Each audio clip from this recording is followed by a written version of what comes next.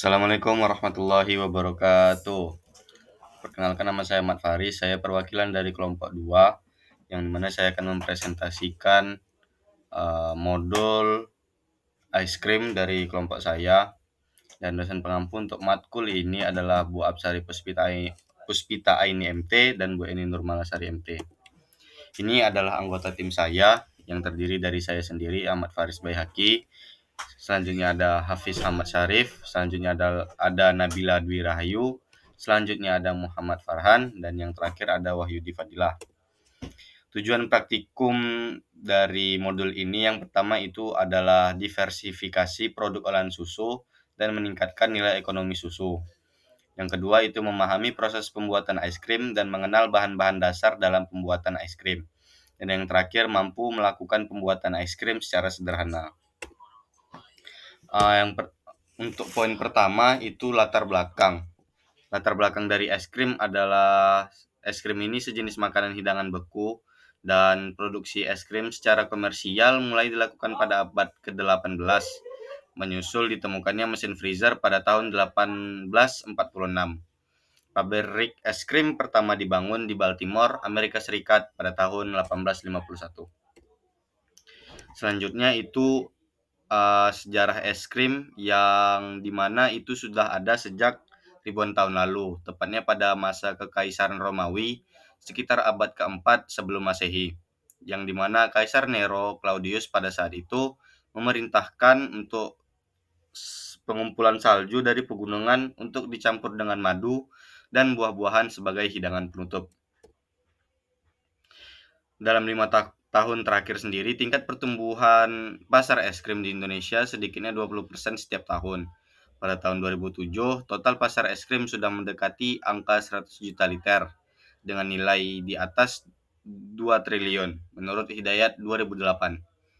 Menurut Jati 2009 sendiri, pada tahun ini peningkatan es krim nasional akan meningkat mencapai 30% per tahun. Kondisi ini membuat industri es krim pada peluang usaha yang sangat potensial dikembangkan pada setiap daerah termasuk Bengkulu. Nah, di sini ada alat-alat dan juga bahan yang kami gunakan untuk melakukan pembuatan es krim skala lab ini. Yang pertama itu ada sendok stainless steel, spatula silikon, saringan teh, mixer, kompor, termometer stainless steel, mangkuk kaca besar, panci, mangkuk stainless steel, kaca, cetakan stainless steel, plastik, dan lain-lain. Dan untuk bahan sendiri dapat rekan-rekan lihat juga.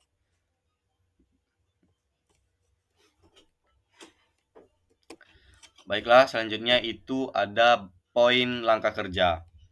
Untuk langkah kerja sendiri, yang kami lakukan pertama itu pencampuran kuning telur dan gula, lalu susu, dan susu itu dipanaskan hingga mencapai suhu 70 hingga 85 derajat Celcius.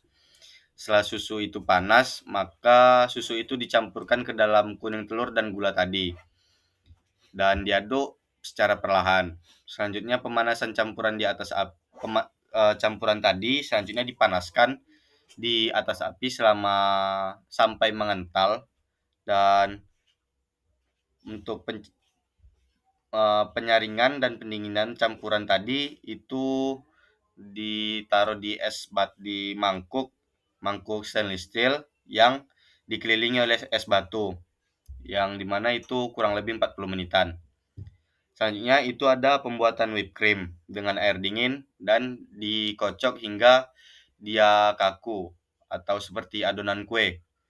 Lalu penambahan garam dan vanila ke dalam campuran yang sudah dingin. Selanjutnya itu pencampuran coklat bubuk dan whipped cream dan dikocok hingga larutan es krim terbentuk. Setelah itu penuangan es krim ke dalam cetakan dan dibekukan selama 45 menit di dalam freezer. Setelah 45 menit, es krim tadi dikeluarkan dan dilakukan pengadukan kembali selama 5 menit, yang dimana proses ini diulangi 3-4 kali. Setelah diaduk 3-4 kali, adonan es krim tadi disimpan lagi ke dalam freezer selama 4-6 jam setelah mencapai 4 sampai 6 jam itu es krimnya baru bisa disajikan. Dan ini adalah hasil dari praktikum kami. Untuk yang di kiri itu ada data uji organoleptik dan yang di kanan itu ada data analisa persen Brix atau kadar gulanya.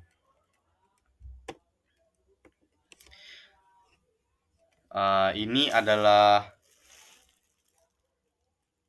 pembahasan dari praktikum kami, yang dimana lecitin dan kuning telur itu adalah komponen penting dalam pembuatan es krim, di mana mereka berperan sebagai pengemulsi alami.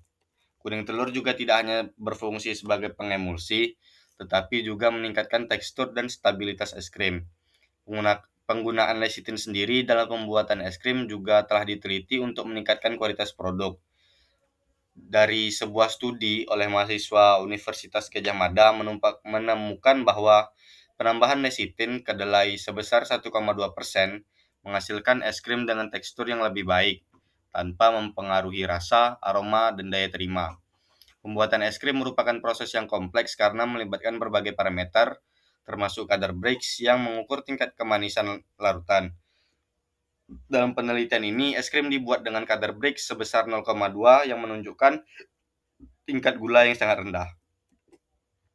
Tekstur es krim dengan kadar Brix 0,2 sendiri cenderung lebih lembut dibandingkan es krim yang kadar gulanya itu lebih tinggi. Hal ini disebabkan oleh pengaruh gula dalam menurunkan titik beku dan meningkatkan kepadatan es krim. Dan kesimpulan yang kami dapatkan setelah melakukan praktikum ini, yang pertama, dalam pembuatan es krim dibutuhkan lecitin sebagai pengemulsi yang dapat membantu lemak dan air. Yang kedua itu es krim merupakan matosin semipodal yang diolah dari susu untuk meningkatkan nilai ekonomis dari susu tersebut. Dan yang terakhir itu kadar es krim yang kami dapatkan, kadar gula pada es krim yang kami dapatkan itu 10,2% dan titik lelehnya berada di 18 menit. Dan ini adalah daftar pustaka di mana saya mendapatkan latar belakang pembahasan dan tinjauan pustaka tadi. Baiklah, sekian presentasi modul es krim dari saya. Sekiranya ada kurang mohon dimaafkan. Assalamualaikum warahmatullahi wabarakatuh.